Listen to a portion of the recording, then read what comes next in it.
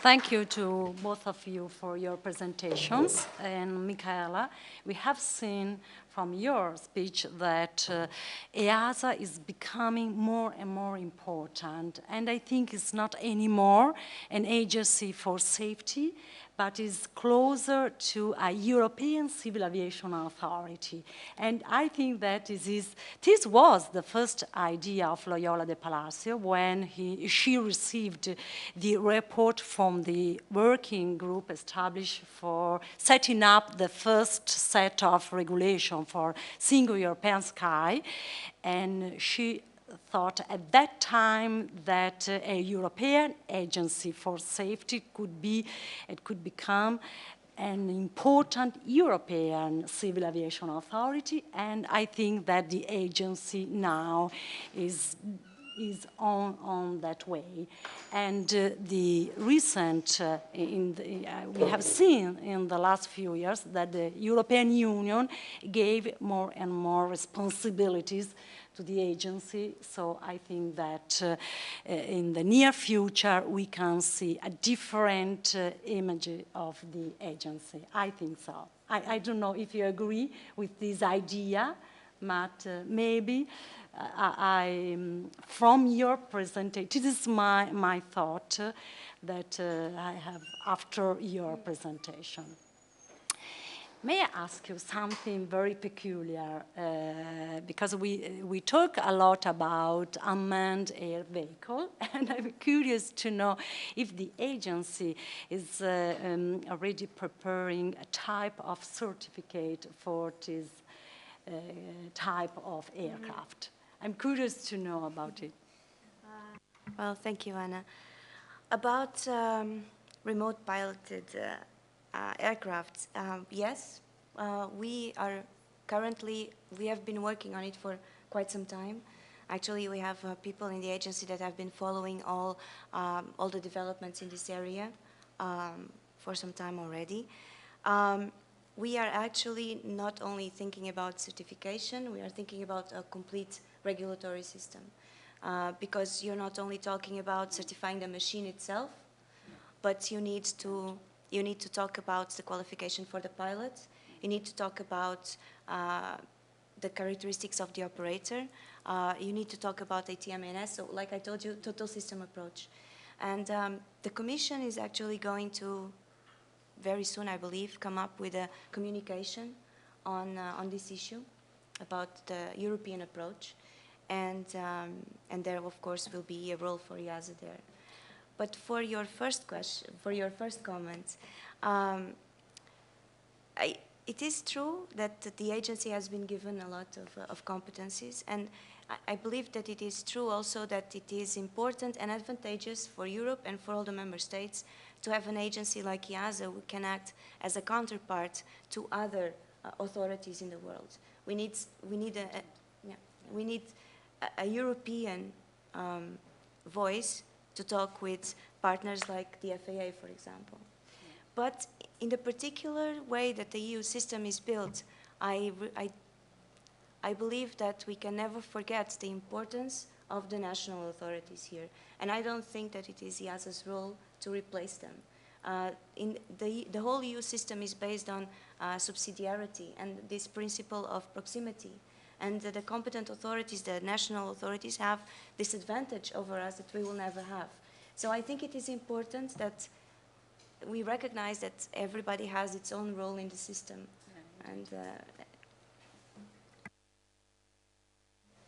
sorry, Micaela, to slightly integrate what you said on the first answer to Anna, there is already a paper available from EU that's going to be presented in November at the ICAO and Air Navigation Conference 2012 on remote pilot aircraft. And they are asking ICAO recommendation for accelerating the introduction of RPA in non-segregated airspace, provided that they are certified and everything is working safely, of course.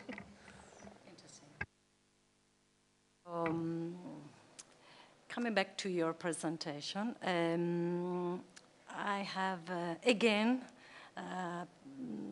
different question then, because we talk a lot about automation and so on, but I'm curious to know one thing, because the first package of regulations on Single European Sky allow to different service providers in Europe to compete each other, because this regulation allow them to offer their services to other countries.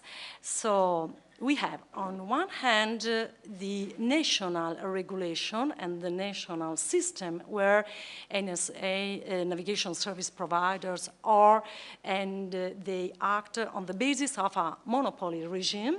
But at the same time, we have a European regulation which allow them to compete each other. So my question is, I'm curious to know if the air navigation service provider, or in particular the Italian navigation service providers, is ready to compete with other entities or operators in Europe. Thank you, Anna, for the question. The answer is might be rather complex, of course. There are different point of view that can be looked at. We are competing already, that's for sure. And the competition is, for instance, on the fact that the airlines are choosing different routes depending on the ATM cost that these routes can generate. So they have systems like Lido that select the most appropriate route on a base of number of parameters. And of course, one of these parameters is the unit rate. So competition, it's for instance, it can imply to try to bring the highest volume of traffic across Italian airspace to increase its revenues. This, especially today, this is a very delicate issue, because you know that traffic is downsizing significantly in the last years, and ENAV is having revenues problem. And additionally, on top of that, we are now in a performance scheme, which implied that ENAV is not running anymore in full cost recovery as it was until 31st of December 2011, but since 1st of January 2012 is now running on this recovery, which somehow capped on top of its performances, which are based on key performance targets, which are defined at central level by Europe and apportioned throughout the whole European system. So we have a target on costs, on efficiency, or in capacity, depending on the way you see it. And cost, efficiency, and capacity, which the last one is turned into punctuality at the end of the story. So competition somehow is who is performing better. That's already kind of competition, because the best you compete, the best you perform, the better will be your outlook in terms of revenues, in terms of costs being repaid by the users. Charges. There are other forms of competition, of course, which could be, for instance, going abroad to offer our service provision to other countries.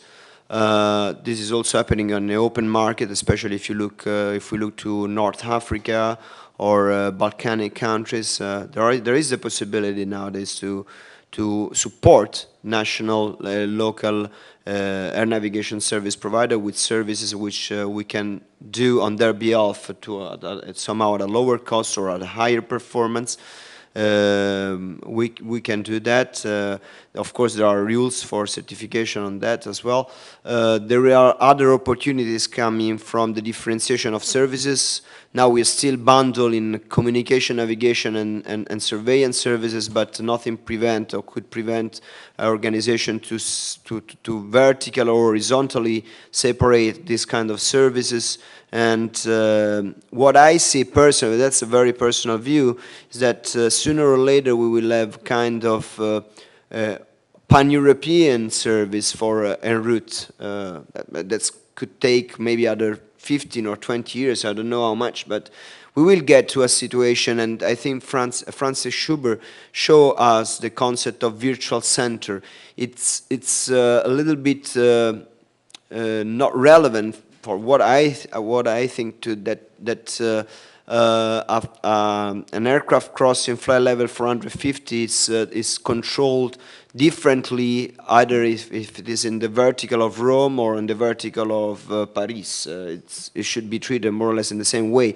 So as we have nowadays pan-European communication navigation services such as Agnes and next Galileo, and we will probably have some communication service providers pan-European. If we think about SATCOM services, for instance, we will probably come to a stage where we'll have a pan-European air navigation service provider. That's my expectation. As I said, it will take some more years to come. What we will still have locally could be terminal area services and aerodrome services. That's also where maybe some of the best revenues can come, especially if we consider best profitable airports, of course, the ones that are capturing the traffic. Thank you.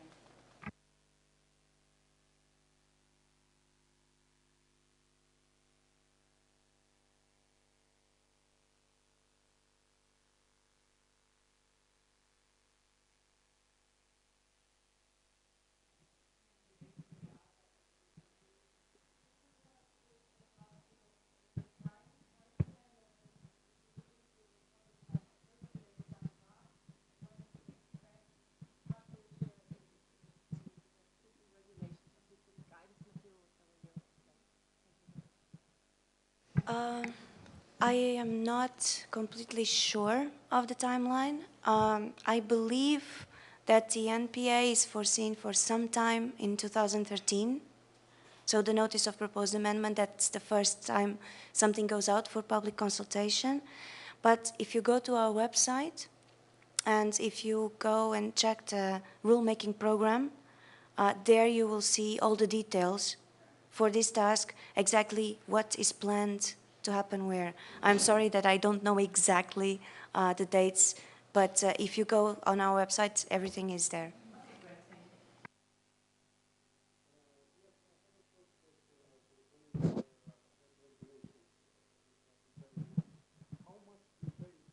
Do you intend to make the specifications? Because I know very well that the success of an automatic control system strongly depends on how well the design specifications have been set. So it's very important, in my opinion, to give very detailed specifications for what tasks such an automatic control system, for example, much accomplished. And the second question could be possible if a set validation procedures or check procedures will be included in such regulations. I would love to be able to give you more details, but unfortunately I'm not. Not only because I'm a lawyer, not really an expert on this area, but also because the task hasn't even started yet. What I can tell you is that the ultimate objective would be that, to have really detailed design standards and to have a process of validation or certification. Exactly how that process is going to be built and exactly how those standards or how detailed they're going to be, that I'm afraid I cannot tell you.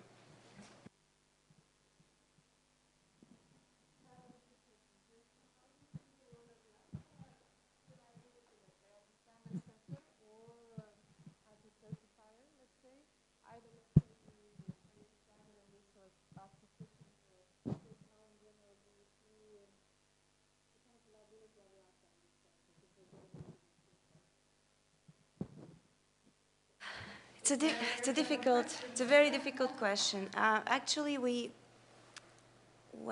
a couple of years ago, we actually outsourced a study on EASA liability because we wanted to have an idea of exactly what we were subject to, what kind of liability we were subject to. The problem is that it's very difficult to talk about liability in general. As a certifying body, okay, you issue a certificate, but exactly, the certificate actually, what it tells you is that a product or an organization or a person conforms to a certain set of standards. So the question there is, when you issue the certificate is, did you issue the certificate correctly? Did you actually check that the product, the person, the organization complies with the standards? But then you also have another question, which is the level of involvement. For example, in the system that we have for type certification, we issue type certificates for products, okay?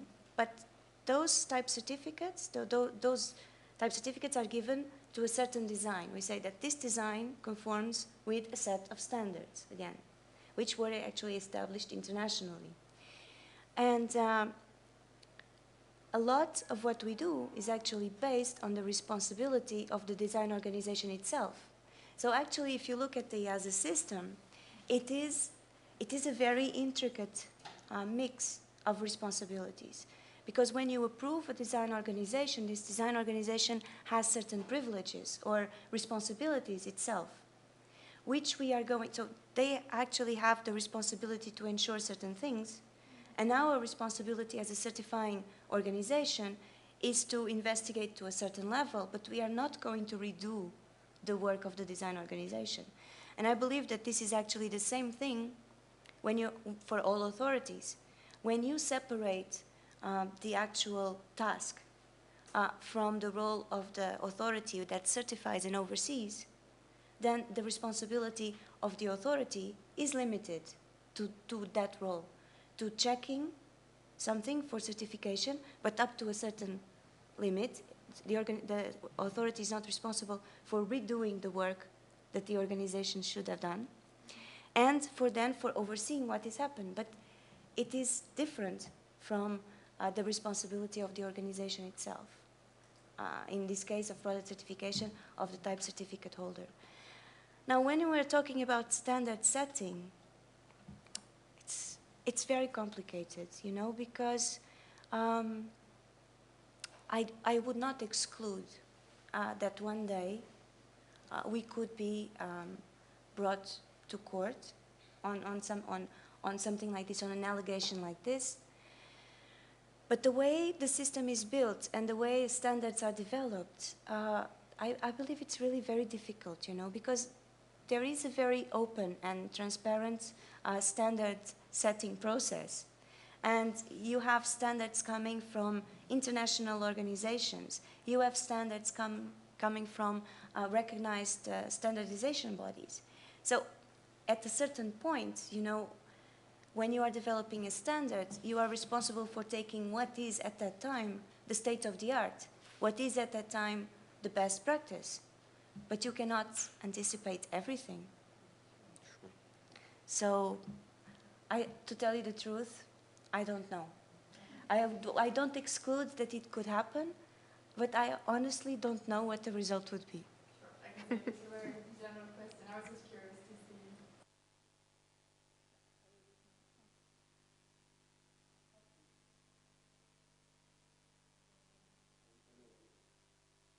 That being in the position of a certificator is really a bad situation, you know, because when you release a certification, for sure you cannot put your nose in everything that product, especially when we look at products. I mean, can understand organizations maybe, but products you might not know, and you might not have even the possibility to test everything. You have to rely somehow on a good trust on the producer also.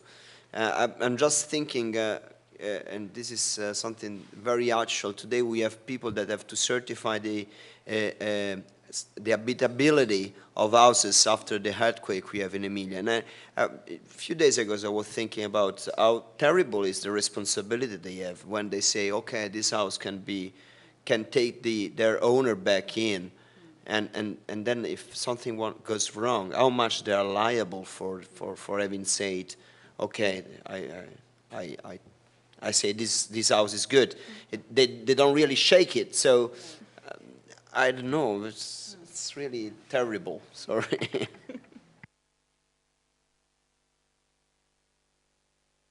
Thank you very much again to our speakers, and thank you for, and I really hope that you enjoyed this conference.